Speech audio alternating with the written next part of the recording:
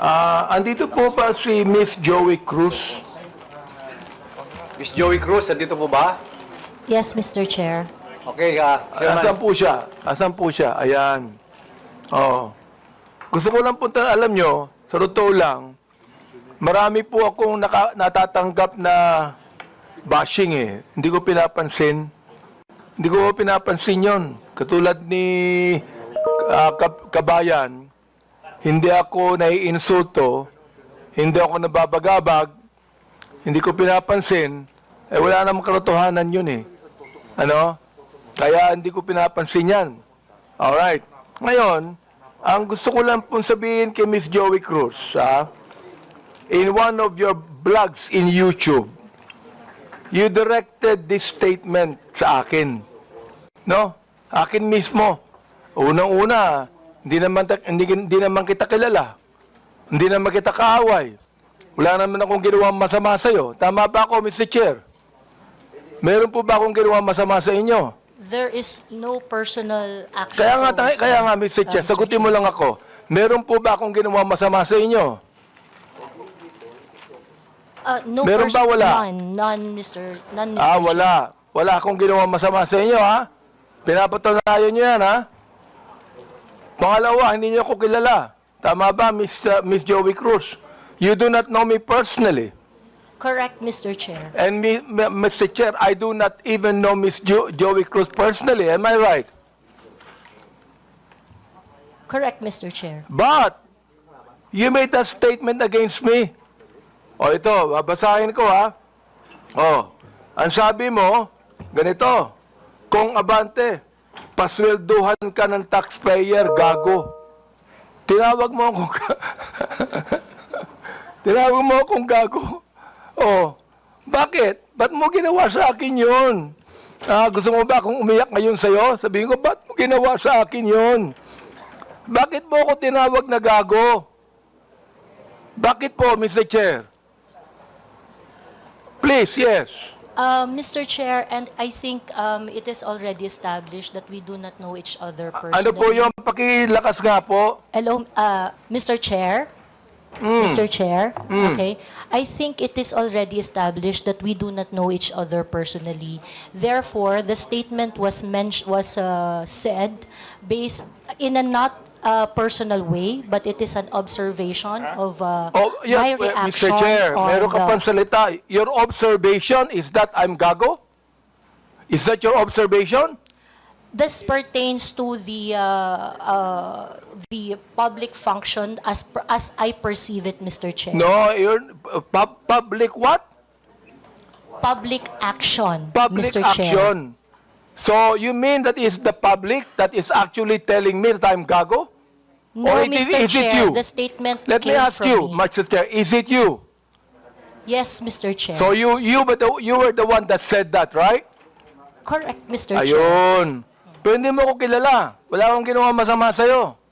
Yes, Mr. Chair. What is your already right to established. tell me that I'm gago? Because I am a citizen of What the is your Philippines. right to tell me I'm gago? That is part of my freedom of speech, Mr. Oh, Chair. is that right? Yes, Mr. Chair. So your freedom of speech is to tell a person that he is gago? Freedom of speech ba yan? My freedom of speech, part of my freedom Ang of galing speech mo. is to react Ang on the galing mo. action of Ito a public pa, official. sinabi mo ha, in another post, ito sirahin mo. Pero alam mo, kaya tayo nagmi-meeting dito, parami na-mention ko ito, no? Pero sa totoo lang, hindi ko pinansin yan, matagal na yan eh. Di ba? Hindi ko pinansin yan. Ito ha, ang sabi mo, you know, Kong Benny Abante, I can find all of this. Isasampal ko ito sa pagmumukha mo. Is that still freedom of speech? Mr. Chair, I am not very familiar Yes with or that no, post. Mr. Chair? Is that still, you think, freedom of speech? When you said, isasampal ko ito sa pagmumukha mo. Mr. Is Chair, that freedom of speech? yes, Mr. Chair. Ganon. Oo. So, ibig sabihin, ganito. If I tell you right now, sasampalin kita freedom of speech yan. That's part of your freedom, Mr. Chair. Pag sinampal kita, hindi na freedom of speech yan. Of course, sir. It's overt Ay, hindi action na. already. Yes, Hindi sir. na, no? Yes, sir. Oo, ang galing. Mahusay ito. Oo, magaling ka. Oo. Ang sabi mo, I'm going to be Hindi ko masabi to, Mr. Chair. F-U-C-K-E-D. Prepared. Binanggit mo yon? Mr. Chair, Bakit naman? Mr. Chair, Ano may ba I nagawa kong know when kasalanan that post sa'yo? was posted? Mr. Chair? Oh. Mr. Chair, so that I can answer intelligently on the question You of... can, Mr. Chair, may I know you can the date answer of the intelligently, I but cannot what you answer... said here, is that intelligent? Let me ask you, Mr. Chair. Nung sinabi mo, Convene Abante, I can find all of this, isasampal ko ito sa pagmumukha mo. Is that intelligent? Mr. Chair, I cannot intelligently answer if I do not know when the post was posted. You don't know, Mr. Yes, Chair? Mr. Chair, I think in a day I post maybe 50, Well, 50 posts in a day. I would like to understand, It Mr. means, Chair. Mr. Chair, that you can post something today and you forget that tomorrow. Am I right? That is correct, Mr. Chair. That's very likely. So, pakiklaro nga, Mr. Chair. Ano yung isasampal mo sa pagmumukha ko? That is why, Mr. Chair, for me to intelligently answer your question, I need to know when it was posted. Well, we are going to get the date when this was said. Thank you, Mr. You would Chair. be able to know. Thank you. Kaya, pinapakonfirm ko lang yung statement na yan eh. Ibig sabihin, do you believe, hindi ko na sabihin ang freedom of speech. Do you believe that this falls under protected speech? I'm so sorry, Mr. Chair. May you please repeat Do the you question? believe that this falls under protected speech?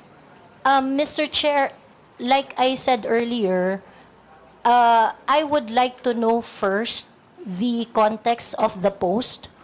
But rest assured, Mr. Chair, that when I post in my platform, I make sure that it is a reaction on the news or public action. As a political observer, I always practice. Miss Cruz, is this a political statement? You were saying a political observer. Is this a political statement? Do you believe that using profanities, insults, and malicious accusations online represent fair and respectful, intelligent discourse? Except as part of your statement, Mr. Chair, the malicious imputation you said, except that, the rest that you said, yes, it is part of the healthy public discourse. It is part of what, Mr. Chair? Healthy public discourse. Therefore, pag binanggit natin using profanities, insults, and malicious accusations, that is, anong tawag mo doon? Part of the healthy discourse, Mr. Chair. Healthy discourse. Healthy discourse ba yon? Yung Yes, Mr. profanities, Chair. Yes, Mr. insults, and malicious statements, healthy discourse sa'yo yun. Chair. Yes, Mr. And that's Chair. the reason why, Mr. Chair, that we should now actually craft a legislation to put a stop to Ms. Joey Cruz, who seemed to be intelligent, and a woman using profanities, malicious insults, saying it is healthy. Yes, Mr. Chair, I stand by my statement. Everything you said, except the malicious imputation, which I do not do, is part of a healthy public discourse. It is part of my freedom of speech. In fact, it is recognized under the Universal Declaration of Human Rights Act that I It is should be able recognized to where? express my opinion without Miss interference. Joey Cruz, I am the chairman of the Committee on Human Rights, and this is not recognized.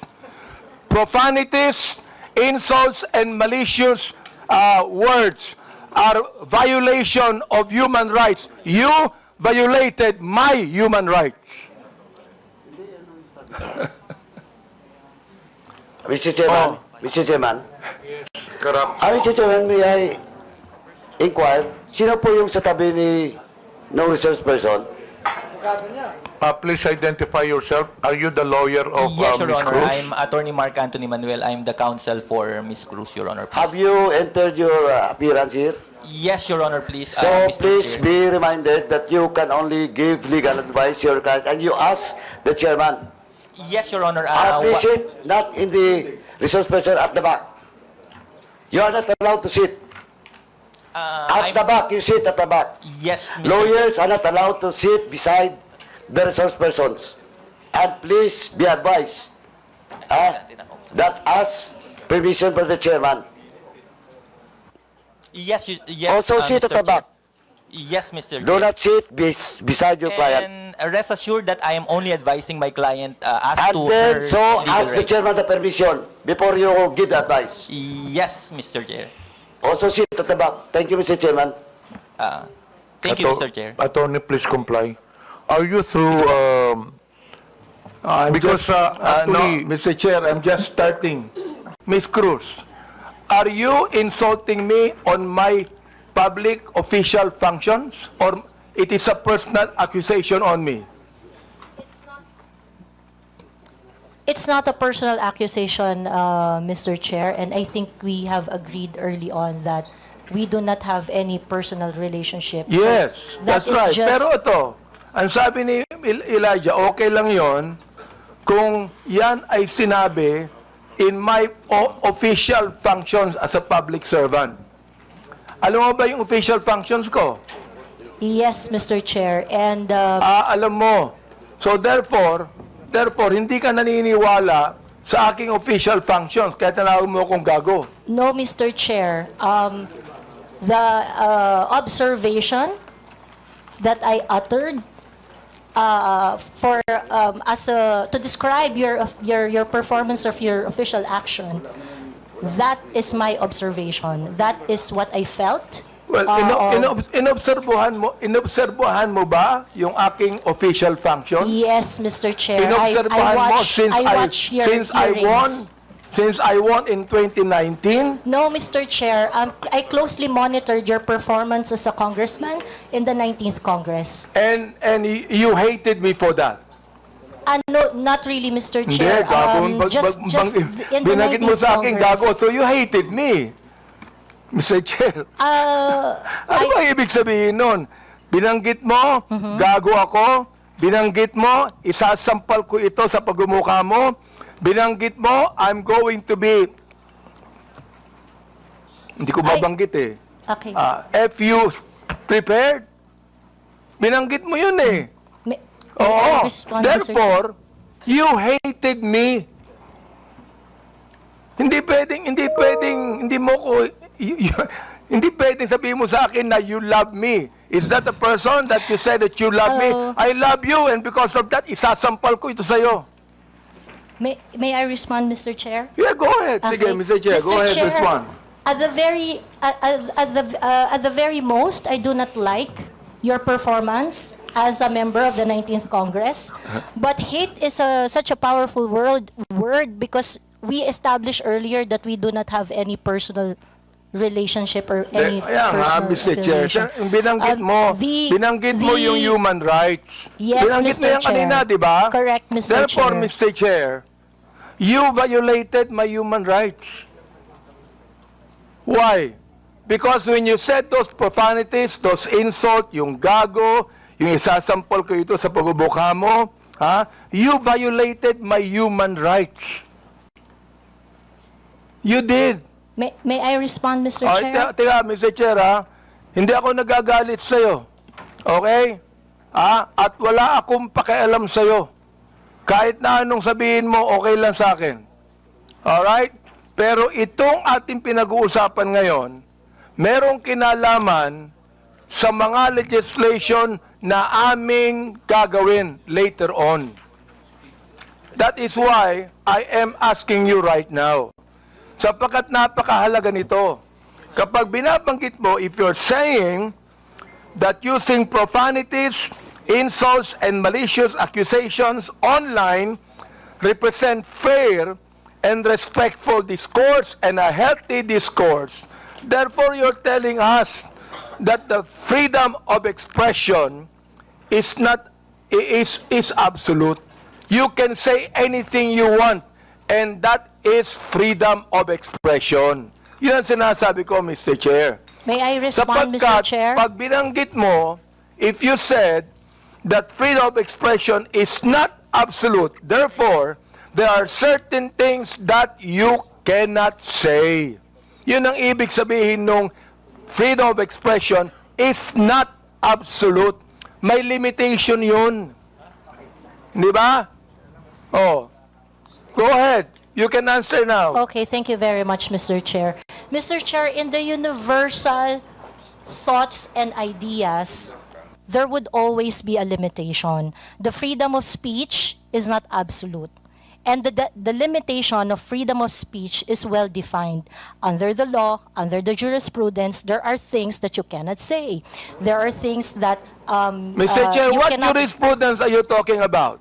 Supreme Court decisions, Your Honor. Can you tell me what law?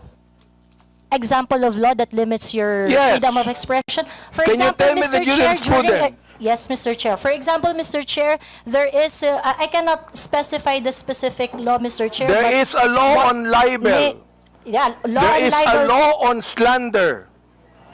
there Is it is a okay? law. Is it okay, Mr. Chair, if I give my example? Okay, thank you very much. One example, and I think this example is very demonstrative, is very illustrative of the limitation of freedom of speech. Right now, it is election, midterm election, and it is not allowed that people are going to campaign on the day of the election day.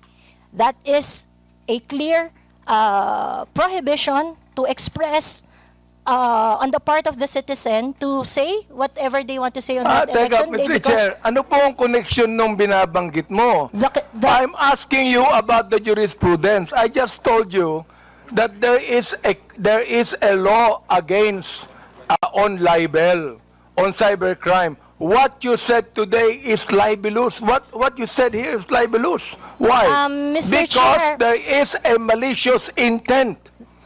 When you use profanities, when you use the word gago, there is a malicious accusation, and that is libelous. Mr. Chair, if Oh. if that is your assessment of And that kind of listen, statement, you not will only have your... libelous, Mr. Chair, dali lang ha, not only libelous, ha, that is also unjust vexation on my part. May I respond, Mr. Chair?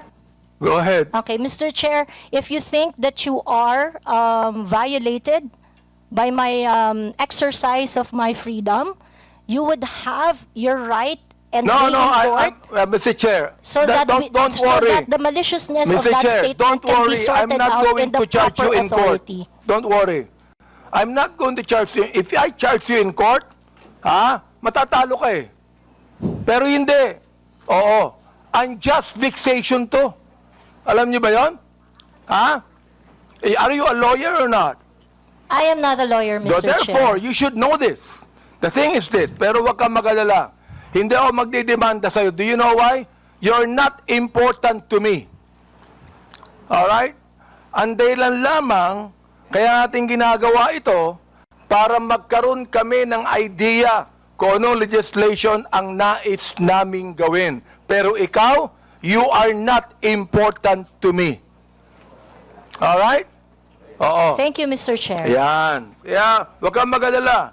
Hindi ako kailanman magdidemanda sa'yo. Alright? Oh.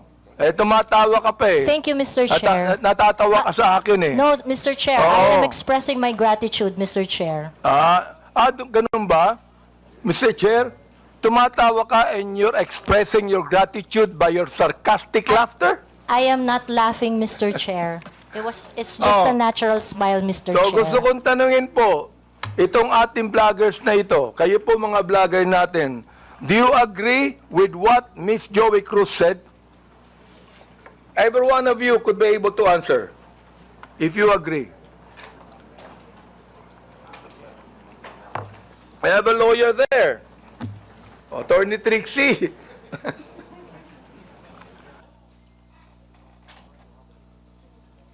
Attorney Trixie, you have the floor. Thank you, Mr. Chair. I disagree with Ms. Joey. I believe that there is, instead of a limitation on the freedom of speech, I believe that speech is either protected or not protected.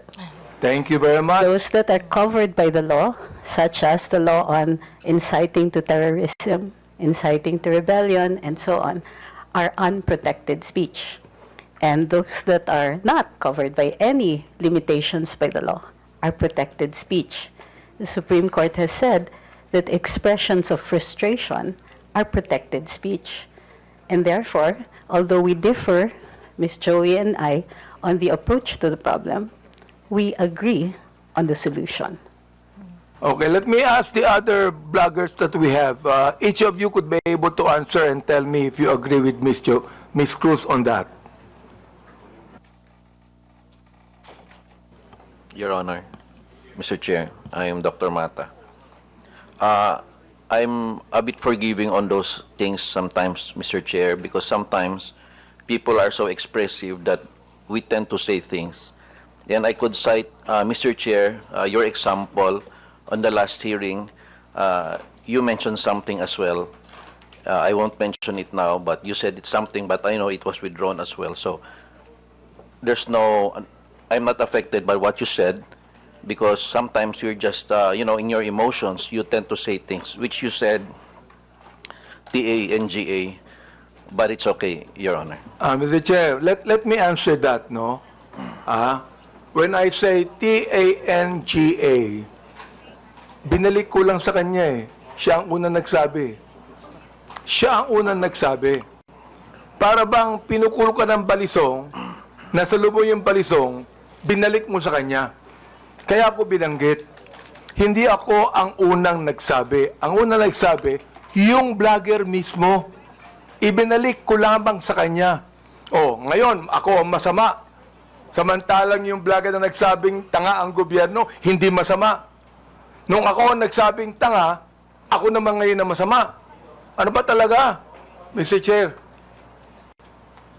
Yes, thank you for your explanation on that, Mr. Chair. Miss Joey, meron po ba akong ginawang illegal? Meron po ba? Nothing that I said in my Yun, blog. wala akong ginawang illegal. Meron ba akong ginawang immoral? There are things that I may not agree. You because may of not agree, differences. that's fine Yeah, with me. Yeah. Pero ang tinatanong ko, meron ba akong ginawang immoral? Oh, Differences I in agree values, that there Your are some Honor. things that you do not agree. Okay lang yun sa Differences in akin. values, Your Honor. Di ba? Pero wala akong ginawang immoral o illegal. You said that yourself. So therefore, anong ibig sabihin ng profanities, insults, and malicious accusations you gave to me? Yun ang tinatanong ko. Ha? May I answer, Your Yes, Honor? go ahead. Okay. First of all, Your Honor, I would just like to take exception once again that I never agreed to anything, any statement that is malicious as part of freedom of speech. It's not. What I said are not malicious. Those are observation on my end, and the profanity is part of part of my expression of discontentment, disgust, because my expectation for a public officer is not Therefore, met. Mr. Chair, when you're saying that a public official who is not doing anything illegal or immoral, and you said something malicious, insult and profanities, Again, that is your observation. And you have the right to say that. Again, Mr. Chair, I am taking exception on the malicious statement. My statements are not malicious because my statements are always pertaining to the exercise of the public duty of the officer I am responding So to. or therefore, when you reacting said to. gago, that is not malicious. That is not malicious, Mr. Ah, Chair. okay. That is not malicious, ha? Yes, Mr. Chair. Oo. Pero ako, Miss Cruz, kahit kailan, hindi naman kita kilala, hindi ko alam ang ginagawa mo, wala akong karapatang tawagin kitang gago. And I respect your opinion, Mr. Chair. Not my opinion. That is my belief. I Iba yung respect your opinion, belief, Mr. iba Chair. yung belief. Okay. I'd like to ask the other vlogger if they agree with Miss Joey on that. Una po, I agree po na this is not malicious kasi na-establish na po na hindi po namin kayo kilala personally. And kung sabihin namin mahal namin kayo, it is because of your work as public official. Hindi po ibig sabihin mahal po namin kayo bilang kung ano pa man, malisyoso. And when we say we don't like what you are doing, it is also not malicious. It pertains to your job as a government official. So I think magkaiba din po kasi yung